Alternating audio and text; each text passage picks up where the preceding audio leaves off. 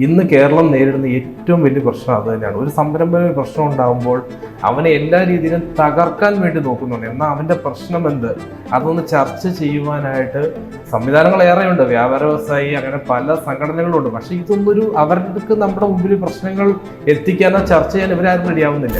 ഏറ്റവും വലിയ വിഡിത്തമാണ്. 10 വീടെടുത്താൽ 9 വീട്ടിലെ കുട്ടികൾ ഇന്ന് അന്യരാജ്യത്ത് പോയി ജോലി ചെയ്യുകയാണ്.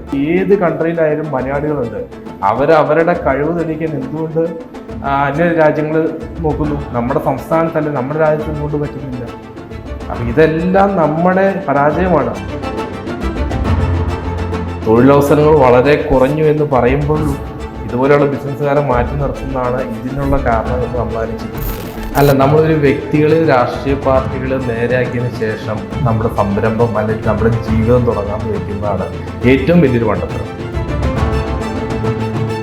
നമ്മുടെ നാട് ഏറ്റവും നല്ല കൺസ്യൂമർ സ്റ്റേറ്റ് ആണെന്ന് അറിഞ്ഞതിന് ശേഷം പല ആളുകളും മറ്റ് രാജ്യങ്ങളിൽ പോയി വേർപ്പൊഴിക്കേണ്ട അധ്വാനം കൊണ്ടുപോകും നമ്മുടെ നാട്ടിൽ കൊണ്ടിടുന്നുണ്ട്.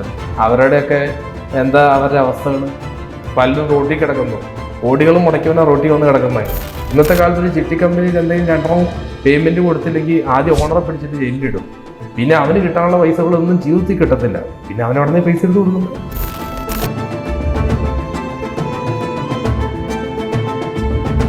നമസ്കാരം. ഇന്ന് മറുനാടനൊപ്പം ഉള്ളത് ഒരു യുവ സംരംഭകനാണ്. പേര് അജിത് പി എ എന്നാണ്. അജിത്ത് തന്നെ പരിചയപ്പെടുത്തുന്നതായിരിക്കും നല്ലത്. എവിടുത്തുകാരനാണ്, എന്താണ് ചെയ്യുന്നത് നിലവിൽ? നമസ്കാരം, എൻ്റെ പേര് അജിത്ത്. ഞാൻ എറണാകുളം ജില്ലയിൽ കൂത്താട്ടുളംകാരനാണ്. പ്രോപ്പർ കൂത്താട്ടുളം തന്നെയാണ്. അപ്പോൾ നമ്മുടെ നാട്ടിൽ എൻ്റെ യുവത്വം മുതലുള്ള എൻ്റെ ഏറ്റവും വലിയ സ്വപ്നം എന്താ വെച്ച് കഴിഞ്ഞാൽ നമ്മുടെ നാട്ടിൽ ഒട്ടനവധി സംരംഭങ്ങൾ കൊണ്ടുവരികയും അതുകൊണ്ട് നമ്മുടെ സമൂഹത്തിൽ ഒരുപാട് യുവാക്കൾക്കും യുവതികൾക്കും തൊഴിൽ കൊടുക്കുക. അതായിരുന്നു എൻ്റെ ഒരു ഡ്രീം തന്നെ. അപ്പൊ അതുമായിട്ടാണ് ഞാൻ മുന്നോട്ട് പോയിക്കൊണ്ടിരിക്കുന്നത്. ഡ്രീമിലേക്ക് എങ്ങനെയാണ് അജിത്ത് എത്തുന്നത് വെച്ച് കഴിഞ്ഞാൽ ബാല്യകാലം മുതൽ ഞാൻ ഫാമും കാര്യങ്ങളും അങ്ങനെയുള്ള ചെറിയ ചെറിയ കാര്യങ്ങളൊക്കെ പഠിച്ചപ്പോൾ തന്നെ ഉണ്ടായിരുന്നു. രണ്ടാമതെന്ന് വെച്ച് കഴിഞ്ഞാൽ മീറ്റ് ഓഫിന്റെ ലേബർ കോൺട്രാക്റ്റ് ആയിട്ട് ആദ്യമേ കയറിയിട്ടാണ് ഞാൻ ഇതിന്റെ ഒരു രംഗത്തേക്ക് തന്നെ കടന്നു വരുന്നത്. പിന്നെ എൻ്റെ പപ്പയ്ക്ക് മീനിന്റെ ഹോൾസെയിലായിരുന്നു. അങ്ങനെ എനിക്ക് ഇറച്ചി മീൻ ഉൽപാദന രംഗത്ത് നല്ലൊരു എക്സ്പീരിയൻസ് ചെറുപ്പം മുതലേ ഉണ്ടായിരുന്നു. അങ്ങനെ മീറ്റ് ഓഫ് ഇന്ത്യയിലേക്ക് കടന്നു വരികയും 35ഓളം ലേബറായിട്ട് അവിടെ നിന്നാണ് കോൺട്രാക്ട് വർക്ക് സ്റ്റാർട്ട് ചെയ്തത്. പിന്നീട് മണ്ണൂത്തി വെറ്ററി കോളേജ് കുട്ടിയാൻ സാർ പ്രൊഫസറായപ്പോൾ അവിടെ നമ്മൾ ചെയ്തിട്ടുണ്ട്. പിറവത്തും മിത്രം എന്ന് പറഞ്ഞ സൂപ്പർ മാർക്കറ്റും നമുക്കുണ്ടായിരുന്നു. അതെല്ലാം നമ്മളായിരുന്നു ചെയ്തുകൊണ്ടിരുന്നത്. ഓക്കെ. ഈ തിരുവനന്തപുരം മുതൽ കാസർഗോഡ് വരെ യുവ സംരംഭക യാത്ര തുടങ്ങാൻ പോവുകയാണ്. തീർച്ചയായിട്ടും. ഓക്കെ. ഇതിന്റെ ലക്ഷ്യം എന്താണ്? ഇതിന്റെ ലക്ഷ്യം എന്ന് വെച്ച് കഴിഞ്ഞാൽ നമ്മളെപ്പോലെ ഒട്ടനവധി യുവാക്കളും അല്ലെങ്കിൽ സംരംഭകർ നമ്മുടെ നാട്ടിലേക്ക് കടന്നു വരുമ്പോൾ അവർക്ക് നല്ലൊരു സ്വീകാര്യത ലഭിക്കുന്നുണ്ട്. പക്ഷേ ഇവർ രാഷ്ട്രീയപരമായിട്ടും അല്ലെ പബ്ലിക്കിന്റെ രീതികളിൽ നിന്നും മറ്റു രീതികളിൽ നിന്നും ഒരുപാട് നഷ്ടം സംഭവിച്ച് സംരംഭം തകർന്നു പോകുമ്പോൾ അവർക്ക് പിന്നീടൊരു ജീവിതമുണ്ട്. ആ ജീവിതത്തെ പറ്റി ആരും ചിന്തിക്കുന്നില്ല. അത് വളരെ ദുഷ്കരമായ രീതിയാണ്. അപ്പൊ ഇവർ ഫേസ് ചെയ്യുന്നതായ പ്രശ്നങ്ങൾ ഒരുപാട്. ഒന്നില്ലെങ്കിൽ ഇവർ ആത്മഹത്യ ചെയ്യും, അല്ലെങ്കിൽ നാട് വിടും, അല്ലെങ്കിൽ പൊതുസമൂഹം ഇവരെ ആർക്കും വേണ്ടാത്ത രീതിയിൽ ഒരു ലോകത്തേക്കാണ് ഇവർ പിന്തള്ളിവിടുന്നത്. അവരങ്ങനെ മാറ്റി നിർത്തപ്പെടേണ്ടവരല്ല. എല്ലാവരും പൊതുസമൂഹത്തിലേക്ക് അവരെ തിരിച്ചു കൊണ്ടുവന്ന് അവരുണ്ടെങ്കിൽ 10 പേർക്ക് തൊഴിൽ കിട്ടുള്ളൂ, അല്ല അവർ നമ്മുടെ നാടിന് ആവശ്യമാണ്, എന്താണ് അവരുടെ പ്രശ്നം, ഇത് ചർച്ച ചെയ്യാൻ നമുക്കൊരു വേദി വേണം. അങ്ങനെ ഒരു വേദിക്ക് രാഷ്ട്രീയ ഭേദമന്യേ ആർക്കും ഒരു ബുദ്ധിമുട്ടുണ്ടാവാത്ത രീതിയിൽ സ്വയമേധ ഞങ്ങൾ കടന്നു വരികയാണ്. ഓക്കെ. ഈ ചൂല് ഉൽപ്പന്നമായി തിരഞ്ഞെടുക്കാനുള്ള കാരണം എന്താണ്? നിങ്ങൾക്കറിയാമല്ലോ, സംരംഭകർ എന്ന് പറയുമ്പോൾ ആവശ്യപ്പെടുമ്പോൾ മാത്രം ഉപയോഗിക്കുകയും അല്ലാത്തപ്പോൾ മൊത്തത്തിൽ മാറ്റി നിർത്തപ്പെടുന്ന ഒന്നാണ് സംരംഭകരുടെ പൊതുവായ രീതി. അത് ഏറ്റവും അതിന് ഉദാഹരണം ചൂല് തന്നെയാണ്. ഇവിടെ രാഷ്ട്രീയമില്ല. ഞങ്ങളൊരു ഉപജീവന മാർഗമായിട്ട് ഞങ്ങൾ ചൂലിനെ എടുത്തു. ഇതിലും വലിയൊരു എക്സാമ്പിൾ ഞങ്ങൾ എന്താണ് കണ്ടെത്തേണ്ടത്? ഈ ചൂലിന്റെ ഈ ഒരു പ്രൊസീജിയർ, ഈ യാത്രയുടെ പ്രൊസീജിയർ എന്താണെന്ന് കറക്റ്റ് വിശദീകരിക്കാമോ? നമ്മൾ തിരുവനന്തപുരത്ത് നിന്നാണ് നമ്മൾ സ്റ്റാർട്ട് ചെയ്തത്. തിരുവനന്തപുരം മുതൽ കാസർഗോഡ് വരെ 101 ദിവസം കൊണ്ട് എത്തിച്ചേരാനാണ് ഉദ്ദേശിക്കുന്നത്. ഇത് ഞാനും എന്നോടൊപ്പം ഒരു 14 പേരടങ്ങുന്ന ഒരു ടീമുണ്ട്. അപ്പോൾ അവർ ഓരോ ക്യാമ്പയിനായിട്ട് ഓരോ ടൗണുകളിൽ എത്തിച്ചേരുന്നു. അവിടെ ഞങ്ങൾ ക്യാമ്പയിൻ സംഘടിപ്പിക്കുന്നു. ആളുകൾക്ക് ഇഷ്ടമുള്ള പൈസ തന്ന് ഈ ഓരോ ചൂലെടുത്തുകൊണ്ട് ഇതിൽ പാർട്ടിസിപ്പേറ്റ് ചെയ്യാവുന്നതാണ്. അങ്ങനെയാണ് ഞങ്ങൾ ഉദ്ദേശിച്ചത്. ഓക്കെ. ഈ ചൂല് എവിടെ നിന്ന് വസ്തുത്തിൽ ഇറക്കുമതി ചെയ്യുന്നത്? ഇത്രയും നമ്മൾ കളക്ട് ചെയ്യാൻ ഒരുപാടായിട്ട് ബുദ്ധിമുട്ടി. പാലക്കാട് ഏരിയയിൽ നിന്നാണ് കൂടുതൽ നമ്മൾ കളക്ട് ചെയ്തത്. പൊള്ളാച്ചിയിലാണ് നമ്മൾ ഇതിന്റെ പ്രൊഡക്ഷൻ എല്ലാം നടത്തിയിരിക്കുന്നത്. 1 ലക്ഷം പീസ് ചൂലോളാണ് കേരളത്തിലോടെ നിങ്ങളായിട്ട് നമ്മൾ കൊടുക്കുന്നത്. ഓക്കെ. ഒരു ചൂലിന് എത്ര വില ചോദിക്കുന്നത്? നമ്മൾ വിലയില്ല. നമ്മളെപ്പോലെയുള്ള സംരംഭകരുടെ ജീവനും സ്വത്തിനും അവരുടെ സ്വപ്നങ്ങൾക്ക് ഇട്ടിരിക്കുന്ന ഒരു തുകയാണ്. അത് ആർക്കും എത്ര രൂപ വേണേലും തന്ന് ഇതിൽ നിൽക്കാം. നിങ്ങൾ നൽകുന്ന ഓരോ രൂപയും നാളെ വളർന്നു വരുന്ന തലമുറയ്ക്ക് വേണ്ടിയിട്ടും കൂടെ ഉള്ളൊരു തുകയാണ്. അതായത് യുവ സംരംഭകർക്ക് വേണ്ടിയുള്ള യുവ സംരംഭകർ എന്ന് ഒരു ക്യാപ്ഷൻ ഇല്ല, വലുതായിക്കോട്ടെ ചെറുതായിക്കോട്ടെ, സംരംഭകരുടെ വളർന്നു വരുന്ന ഇനി വരാനും പോകുന്ന ആളുകൾക്ക് വേണ്ടിയിട്ടാണ് ഇത്. നിങ്ങൾ ഒരാളല്ല, ഇതിന് പുറമെ ആയിരക്കണക്കിന് ആളുകൾ. ഞങ്ങളൊരു തേരാളിയായിട്ട് മുന്നേ നടക്കുന്നു എന്നുള്ളൂ. ഈ മലയാളികളെ സംബന്ധിച്ചൊരു സ്വഭാവമുണ്ട്, ആരെങ്കിലും ഒരാളൊന്ന് ഇറങ്ങി തിരിഞ്ഞാൽ ബാക്കി പുറമെ എല്ലാവരും ഉണ്ടാവും. അപ്പൊ ആ ഒരു ഇതിന് ഞങ്ങൾ മുന്നോടിയായിട്ട് ഇറങ്ങുന്നു. ഇതിന്റെ രാഷ്ട്രീയമില്ല, മറ്റൊന്നും നമ്മൾ സംഘടനകൾ ആരുമില്ല, നമ്മൾ ഒറ്റയ്ക്ക് ഇറങ്ങുകയാണ്. എത്തിച്ചേരുമ്പോൾ ആയിരങ്ങൾ നമ്മളോടൊപ്പം ഉണ്ടാവുമെന്ന് പ്രതീക്ഷിക്കുന്നു. ഈ നമ്മുടെ നാട്ടിൽ ഈ സംരംഭകർ നേരിടുന്ന പ്രധാന പ്രശ്നം എന്താണ്? സംരംഭകർ നേരിടുന്ന പ്രധാന പ്രശ്നം എന്ന് വെച്ച് കഴിഞ്ഞാൽ മെയിനായിട്ട് ഒരു സംരംഭകരിൽ നിന്ന് പേയ്മെന്റ് കളക്ട് ചെയ്യാൻ ഒരുപാട് സംവിധാനങ്ങളുണ്ട്. GST, അതുപോലെ ടാക്സ്, പിന്നെ ലൈസൻസുകൾ, ഇന്ന് വേണ്ട എല്ലാവിധ സംവിധാനങ്ങളും നമ്മൾ, ഇതൊക്കെ നല്ലത് തന്നെയാണ്. പക്ഷെ ഒരു സംരംഭകന്റെ തകർച്ചയിൽ ഒരു സംരംഭം എന്തുകൊണ്ട് തകർന്നു എന്ന് വെച്ച് കഴിഞ്ഞാൽ ഫിനാൻഷ്യലി ഉണ്ടാവും, പൊളിറ്റിക്കലി ഉണ്ടാവും, പല പ്രശ്നങ്ങളും ഉണ്ടാവും. നമ്മൾ ആരെയും കുറ്റം പറഞ്ഞില്ല. പക്ഷെ ഇങ്ങനെ അവനൊന്ന് തളർന്നു കഴിയുമ്പോൾ അവനെ സപ്പോർട്ട് ചെയ്യാൻ ഒരു പ്ലാറ്റ്ഫോം ഒരിക്കലും നമ്മുടെ നാട്ടിലില്ല. ഇന്ന് കേരളം നേരിടുന്ന ഏറ്റവും വലിയ പ്രശ്നം അത് തന്നെയാണ്. ഒരു സംരംഭക പ്രശ്നം ഉണ്ടാകുമ്പോൾ അവനെ എല്ലാ രീതിയിലും തകർക്കാൻ വേണ്ടി നോക്കുന്നുണ്ട്. എന്നാൽ അവൻ്റെ പ്രശ്നം എന്ത്, അതൊന്ന് ചർച്ച ചെയ്യുവാനായിട്ട് സംവിധാനങ്ങൾ ഏറെയുണ്ട്. വ്യാപാര വ്യവസായി, അങ്ങനെ പല സംഘടനകളുണ്ട്. പക്ഷെ ഇതൊന്നൊരു അവർക്ക് നമ്മുടെ മുമ്പിൽ പ്രശ്നങ്ങൾ എത്തിക്കാനോ ചർച്ച ചെയ്യാനോ ഇവരാരും റെഡിയാവുന്നില്ല. അവനൊരു പ്രശ്നം അവന് മൊത്തത്തിൽ അങ്ങ് മാറ്റി നിർത്തുകയാണ്. ആകെയുള്ള പോലീസ് സ്റ്റേഷനാണ്. പോലീസ് സ്റ്റേഷനിൽ ചെല്ലുമ്പോൾ അവർ പറഞ്ഞ് ഇവിടെ ഞങ്ങൾക്ക് പരിഹരിക്കാൻ പറ്റുന്നില്ല, നിങ്ങൾ പുറത്ത് നിർത്തോളാനാണ് പറഞ്ഞു. പക്ഷെ അങ്ങനെ മാറ്റി നിർത്താം. ഇതിനൊരു തക്കതായ ഫോമുല ഉണ്ടാക്കി നമുക്ക് ക്ലിയർ ചെയ്ത് കഴിഞ്ഞാൽ ഏതൊരു സംരംഭകനും ഇന്ന് ഇന്ത്യയിൽ നല്ല വേൾഡിൽ ഏറ്റവും സുഖമായിട്ട് ബിസിനസ് ചെയ്യാൻ പറ്റിയ ഒരു കൺസ്യൂമർ സ്റ്റേറ്റ് ആയിട്ട് നമ്മുടെ നാട് മാറിക്കഴിഞ്ഞു. പ്രൊഡക്ഷൻ ഇവിടെ ഏറ്റവും നല്ല രീതിയിൽ പ്രൊഡക്ഷൻ നടക്കാനും സുഖമാണ്. രണ്ടാമത്തെ ഒരു കാര്യം എന്ന് പറയുമ്പോഴത്തേക്ക് ഇന്ന് ഇന്ത്യയിൽ, നമുക്ക് ഇന്ത്യ തന്നെ എടുക്കാം, ഇന്ത്യയിൽ ഏത് സംസ്ഥാനത്ത് ജീവിക്കുന്നതിനേക്കാളും ഏറ്റവും സുഖമായിട്ട് ജീവിക്കാൻ പറ്റിയ നാട് നമ്മുടെ കേരളം തന്നെയാണ്. നമുക്ക് ഫുഡിനായാലും ബാക്കി എല്ലാത്തിനും. പക്ഷെ എന്ന് വെച്ചാൽ നമ്മുടെ ആളുകളുടെ മനോഭാവമാണ് മാറേണ്ടത്. ഇതൊന്നും മാറിക്കഴിഞ്ഞാൽ തീരാവുന്ന പ്രശ്നം നമ്മുടെ നാട്ടിലുള്ളൂ. ഒരാളുടെ പ്രശ്നത്തിൽ നമുക്ക് നന്നായിട്ട് അറിയാം, വെള്ളപ്പൊക്കം വന്നു, കൊറോണ വന്നു, മറ്റ് പല പ്രശ്നങ്ങളും വന്നപ്പോൾ മലയാളികൾ എല്ലാവരും ഒരുമയായിട്ട് നിന്നു. പക്ഷെ എന്തുകൊണ്ട് ഇങ്ങനെയുള്ള കാര്യങ്ങൾ നിൽക്കുന്നില്ല? നമ്മൾ നമ്മുടെ മക്കൾക്ക് വേണ്ടിയിട്ട് എന്തെങ്കിലും നമ്മൾ ചെയ്യണ്ടേ? തീർച്ചയായിട്ടും നമ്മുടെ സമൂഹത്തിന് വേണ്ടിയിട്ട് നമുക്ക് നമ്മുടെ ഓരോരുത്തർ പറയുന്ന കള്ള്, കഞ്ചാവ്, അങ്ങനെ പല രീതിയിലും മാറുമെന്ന് പറയും. എന്തുകൊണ്ട് ഇവൻ മാറുന്നത്? ഒരു ബിസിനസ്സുകാരനെ സംബന്ധിച്ച് ഇവൻ ഫിനാൻഷ്യലി വീക്കായി കഴിഞ്ഞ് കഴിഞ്ഞാൽ പിന്നെ ഇവന് വേറൊരു നിലപാടുമില്ല. അവൻ എന്ത് രീതിയിലായാലും ഇതിൽ നിന്ന് റിക്കവർ ചെയ്യാൻ വേണ്ടിയിട്ട് പല മാർഗങ്ങളിലേക്ക് മാറിപ്പോവുക. അങ്ങനെ മാറേണ്ട ഒരാളല്ല ബിസിനസ്സുകാരൻ. അവനെ പൊതുസമൂഹം തന്നെ അവനെ തിരിച്ചു കൊണ്ടുവരണം. എങ്കിൽ മാത്രം ഒരു ബിസിനസ് വരുമ്പോൾ ചുരുങ്ങിയത് 10 പേർക്കെങ്കിലും തൊഴിൽ കിട്ടുന്നുണ്ട്. ഇന്ന് കേരളത്തിൽ 40 ലക്ഷത്തോളം ബംഗാളികളുണ്ട്. അപ്പം നമ്മുടെ ഇവിടെ ജോലി സാധ്യത കുറവൊന്നും ഒരിക്കലും പറയാൻ പറ്റത്തില്ല. ഏറ്റവും കൂടുതൽ ജോലി സാധ്യതയുള്ള സംസ്ഥാനമായിട്ട് ഇന്ന് കേരളം മാറിക്കൊണ്ടിരിക്കുകയാണ്. എന്നിട്ടും നമുക്ക് ചെയ്യാൻ പറ്റുന്നില്ല, അല്ലെങ്കിൽ നമ്മുടെ യുവാക്കൾ കടന്നു വരുന്നില്ല എന്ന് പറഞ്ഞതിൻ്റെ മെയിൻ കാരണം എന്താ? അത് നമ്മൾ ചിന്തിക്കേണ്ടിയിരിക്കുന്നു. രണ്ടാമത്തെ കേസ് 4% മുതൽ 12% വരെ യുവാക്കളാണ് അന്യരാജ്യങ്ങളിലേക്ക് പോകുന്നതെന്നുള്ള കണക്കാണ് ഇപ്പോൾ ഗവൺമെന്റ് പറയുന്നത്. ഏറ്റവും വലിയ വിഡിത്തമാണ്. 10 വീടെടുത്താൽ 9 വീട്ടിലെ കുട്ടികളും ഇന്ന് അന്യരാജ്യത്ത് പോയി ജോലി ചെയ്യുകയാണ്. രണ്ടാമതൊരു കാര്യം എന്ന് പറഞ്ഞാൽ നമ്മൾ ഏത് കൺട്രിയിലായാലും മലയാളികളുണ്ട്. അവരുടെ കഴിവ് തെളിയിക്കാൻ എന്തുകൊണ്ട് അന്യ രാജ്യങ്ങൾ നോക്കുന്നു? നമ്മുടെ സംസ്ഥാനത്തല്ല, നമ്മുടെ രാജ്യത്ത് എന്തുകൊണ്ട് പറ്റുന്നില്ല? അപ്പൊ ഇതെല്ലാം നമ്മുടെ പരാജയമാണ്. ആ പരാജയം ഒരു വ്യക്തിയുടെ അല്ല, ഇതൊരു സമൂഹത്തിന്റെ പരാജയമാണ്. അത് ഉയർത്തിക്കൊണ്ട് വരണം. നമ്മൾ നമ്മുടെ പരാജയത്തെ അംഗീകരിച്ച് മുന്നോട്ട് പോയി കഴിഞ്ഞാൽ തീരാവുന്ന വിഷയമൊന്നും. ഈ സംരംഭകർ വളർന്നു വരാൻ വേണ്ടി നമ്മുടെ ഭരണാധികാരികൾ ചെയ്യേണ്ട കാര്യങ്ങൾ എന്തൊക്കെയാണ്? ഒരു നിർദ്ദേശം മുന്നോട്ട് വെക്കാൻ പറയുകയാണെങ്കിൽ എന്തൊക്കെ നിർദ്ദേശങ്ങൾ മുന്നോട്ട് വെക്കുന്നത്? ഒരു സംരംഭം എന്ന അവൻ്റെ ഒരു ഐഡിയ, ഒരു പ്രൊജക്റ്റിനെ നമ്മുടെ അടുത്ത് കൊണ്ടുവരുമ്പോൾ, ഇപ്പോൾ കേരളത്തിൽ 984 പഞ്ചായത്തോളം ഉണ്ട്. ഈ 984 പഞ്ചായത്തിലും ഓരോ പഞ്ചായത്തിനും ഓരോ ഇന്റേൺഷിപ്പ് കൊടുത്തിട്ടുണ്ട്. വ്യവസായ വകുപ്പിന്റെ കീഴിലുള്ള 20,000 രൂപയോളം സാലറി കൊടുത്തവർ, ഇത് ഗവൺമെന്റ് ചെയ്തിരിക്കുന്ന ഒരു നല്ല കാര്യം തന്നെയാണ്. പക്ഷെ ഇതിന്റെ കീഴിൽ അവരെ കൊണ്ടൊരു പ്രൊജക്റ്റ് ചെയ്യാനോ ഇതൊക്കെ മാത്രമേ പറ്റുന്നുള്ളൂ. ലോൺ എടുത്തു കൊടുക്കാൻ ബാക്കിയുള്ള ഒന്നും സംവിധാനങ്ങളില്ല. അവർക്കത് ബാങ്ക് സപ്പോർട്ട് ചെയ്യുന്നില്ല. മെയിനായിട്ട് അതാണ് വിഷയം. രണ്ടാമത്തെ കാര്യം എന്ന് പറയുമ്പോഴത്തേക്കും ഒരു പ്രോപ്പർ ഒരു ലിസ്റ്റ് ഔട്ട് നമുക്ക് വേണം. ഒരു സംരംഭകൻ അവൻ്റെ ഐഡിയനെ കൊണ്ടുവരുമ്പോൾ ഇതിനെങ്ങനെ ഡെവലപ്പ് ചെയ്തു തരാം എന്നൊരു സ്കീം നമുക്ക് അനിവാര്യം. അത് ഓരോ പഞ്ചായത്തിൽ ഇപ്പോൾ ഇന്റേൺഷിപ്പ് നടത്തിയ പോലെ തന്നെ വ്യവസായ വകുപ്പിന്റെ കീഴിൽ വേണ്ടത് തന്നെയാണ്. രണ്ടാമത് ഏതൊരു സംരംഭം വന്നു കഴിയുമ്പോഴും കുറേ നമ്മുടെ ഗവൺമെന്റിന്റെ ആയാലും പബ്ലിക്കിന്റെ ആയാലും കുറേ പിടിവാശികളുണ്ട്. അതെല്ലാം ഒന്ന് ഒഴിവാക്കി അവന് വേണ്ടുന്നത് എന്താണോ ആവശ്യം അതൊന്ന് സബലീകരിച്ച് കൊടുത്തു കഴിഞ്ഞാൽ കുറേയൊക്കെ ഒരു മാറ്റം വരുന്നത് തന്നെയാണ്. തിരുവനന്തപുരം മുതൽ കാസർഗോഡ് വരെ ഈ 101 ദിവസത്തെ യാത്രയ്ക്ക് വേണ്ടി തയ്യാറെടുക്കാൻ പോവുകയാണ്. ഇതിങ്ങനെ തിരഞ്ഞെടുക്കാനുള്ള കാരണം എന്താണ്? എൻ്റെ ബിസിനസ് സംരംഭങ്ങളൊന്നും എനിക്ക് നഷ്ടത്തിൽ കലാശിച്ചതല്ല. അത് പല രീതിയിൽ, ഇപ്പോൾ സാമൂഹ്യപരമായിട്ട്, രാഷ്ട്രീയപരമായിട്ടും അല്ലെ വ്യക്തിപരമായിട്ടും എനിക്ക് നേരിടേണ്ടി വന്ന കുറച്ച് പ്രശ്നങ്ങളും കൊണ്ട് ഞാൻ ഒറ്റപ്പെട്ടു പോയതാണ്. അപ്പോൾ ഇതിൻ്റെ പിന്നിൽ പ്രവർത്തിച്ചില്ല. എനിക്ക് ആരോടും ദേഷ്യമോ വൈരാഗ്യം ഒന്നും ഇല്ല. കാരണം എന്താ വെച്ചാൽ അവർ കാരണമാണ് ഞാൻ ഇങ്ങനെ ഇതിലേക്കൊന്ന് മാറ്റപ്പെടാൻ വേണ്ടിയിട്ട് നിൽക്കുന്നത്. അതായത് പലരും എന്നെ ഒരു മൂലയ്ക്ക് കൂട്ടാൻ നോക്കുമ്പോൾ മൂലയ്ക്ക് ഇരിക്കുകയല്ല മുന്നേറുകയാണ് വേണ്ടത് എന്ന രീതിയിൽ തിരിച്ചുവരവിലേക്ക് എനിക്ക് എത്താൻ പറ്റിയിട്ടുണ്ടെങ്കിൽ അതിൻ്റെ കാരണക്കാരവരാണ്. അപ്പോൾ അതുകൊണ്ട് എനിക്ക് ആരോടും ദേഷ്യമില്ല. അപ്പോൾ എന്താ വെച്ച് കഴിഞ്ഞാൽ ഒരു പ്രശ്നം വരുമ്പോൾ ഒളിച്ചോടുകയല്ല വേണ്ടത്, അതിനെ നേരിടുകയാണ് വേണ്ടത്.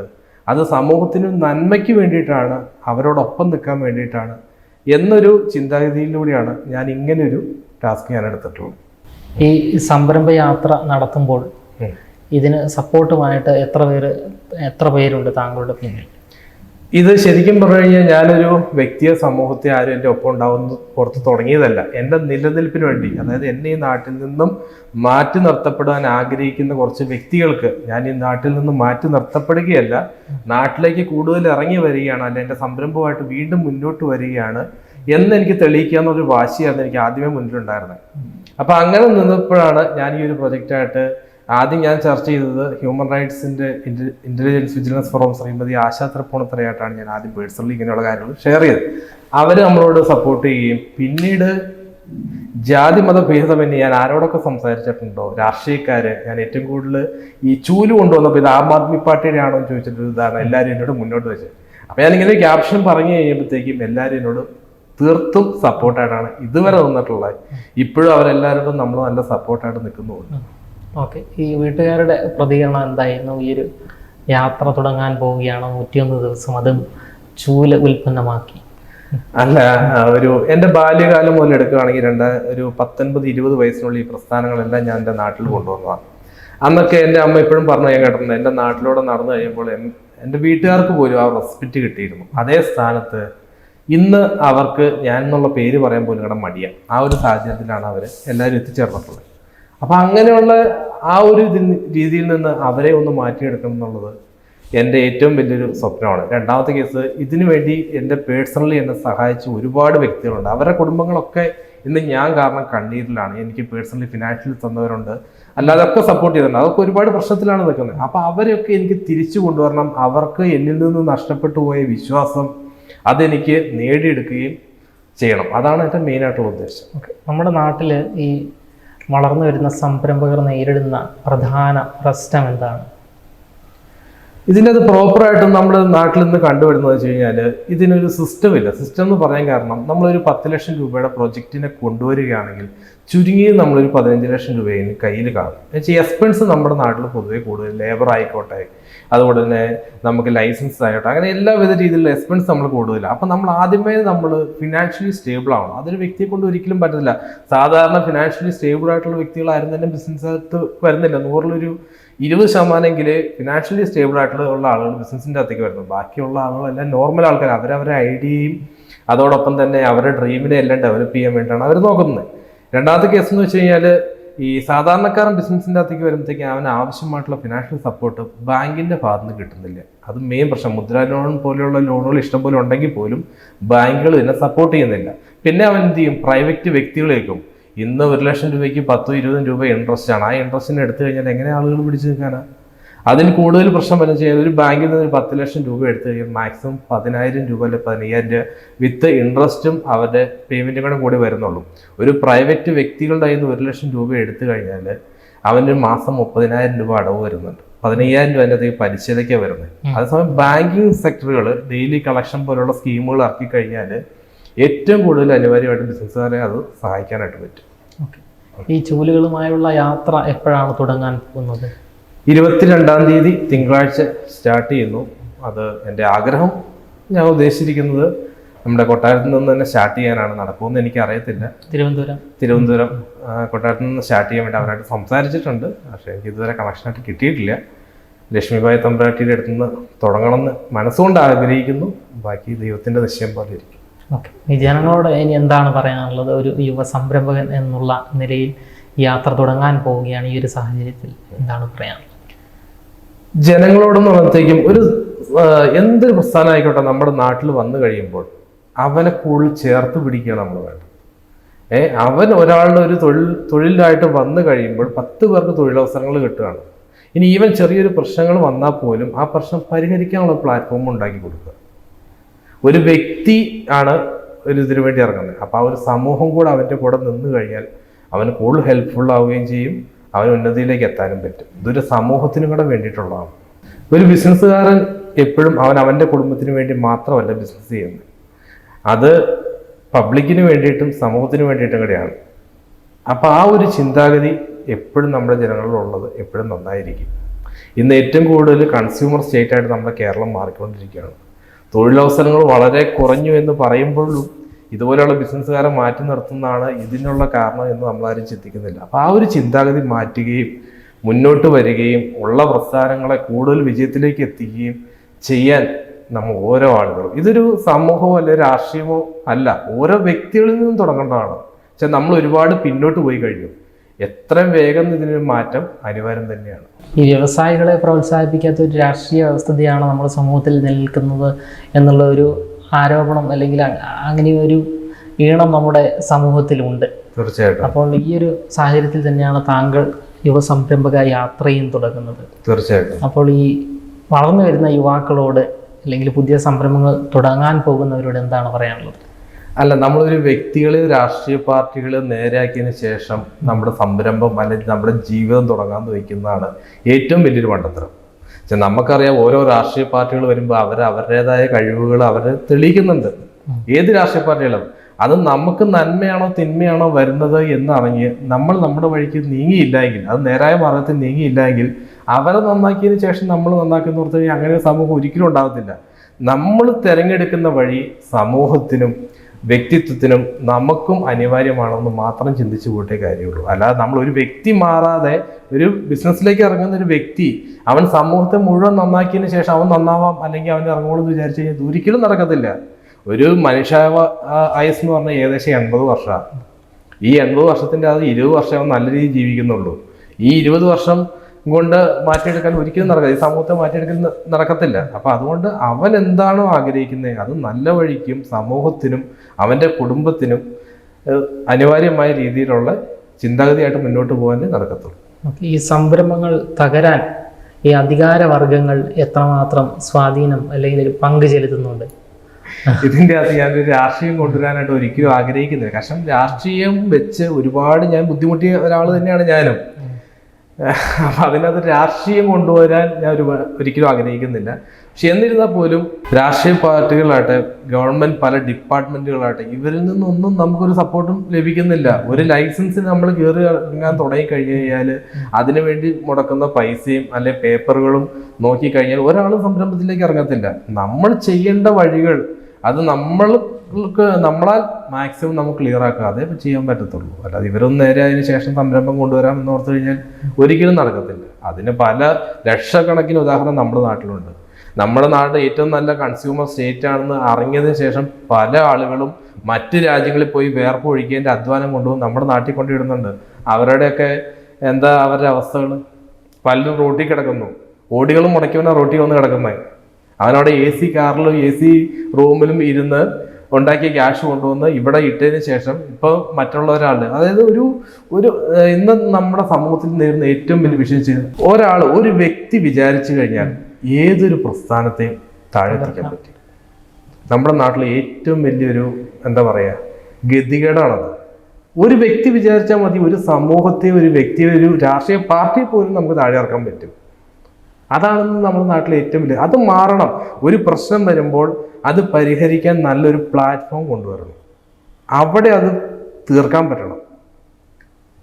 പല ഡിപ്പാർട്ട്മെൻറ്റ്, പോലീസുകളായിക്കോട്ടെ, ഇൻ്റലിജൻസുകളായിക്കോട്ടെ, കോടതി ആയിക്കോട്ടെ, പല ഡിപ്പാർട്ട്മെൻറ്റും നമ്മുടെ നാട്ടിലുണ്ട്.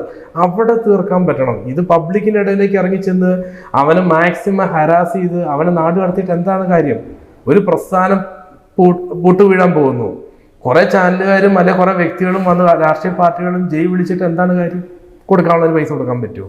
ഒരിക്കലും പറ്റത്തില്ല. അതേസമയം അവന് എന്താണ് പ്രശ്നം അത് പരിഹരിക്കാനുള്ള പ്ലാറ്റ്ഫോം ഉണ്ടാവുകയാണെങ്കിൽ തീർച്ചയായിട്ടും ഏറ്റവും നല്ലൊരു കാര്യം അതായിരിക്കും. പിന്നെ രണ്ടാമത്തെ കേസ് പറഞ്ഞാൽ ഒരു പ്രസ്ഥാനം പൂട്ടിക്കഴിയുമ്പോൾ അവന് കിട്ടാനുള്ള പൈസ ഒരിക്കലും കിട്ടത്തില്ല, കൊടുക്കാനുള്ള പൈസ കൊടുക്കാൻ അവൻ ബാധ്യസ്ഥനാണ്.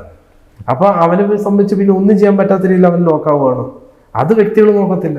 ഇന്നത്തെ കാലത്ത് ഒരു ചിട്ടി കമ്പനിയിൽ എന്തെങ്കിലും 2 പേയ്മെന്റ് കൊടുത്തില്ലെങ്കിൽ ആദ്യം ഓണറെ പിടിച്ചിട്ട് ജയിലിലിടും. പിന്നെ അവന് കിട്ടാനുള്ള പൈസകളൊന്നും ജീവിതത്തിൽ കിട്ടത്തില്ല. പിന്നെ അവൻ അവിടെ നിന്ന് പൈസ എടുത്ത് കൊടുക്കുന്നത്.